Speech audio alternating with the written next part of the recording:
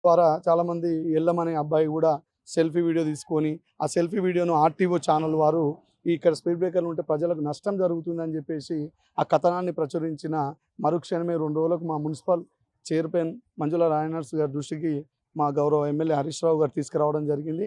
ఇమ్మీడియట్గా తొందరగా దానిపైన చర్యలు తీసుకోండి.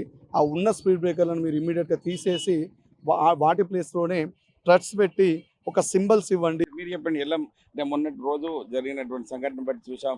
మీరు కూడా ఈ యొక్క వార్తను కూడా వైరల్ చేసిన పరిస్థితి. స్పీడ్ బ్రేకర్లు తొలగించారు.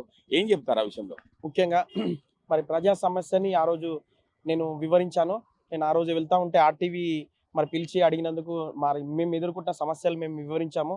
మరి తక్షణమే ఈ సమస్యను మేము విన్నవించుకున్న వెంటనే మరి గౌరవ అధికారులు మరి అన్నగారు తక్షణమే స్పందించి మరి స్పీడ్ బ్రేకర్లు తీసివేయడం ద్వారా మాకు న్యాయం జరిగింది. నిజంగా అందరికీ నేను థ్యాంక్స్ చెప్పుకుంటున్నాను, కృతజ్ఞతలు తెలుపుకుంటున్నాను.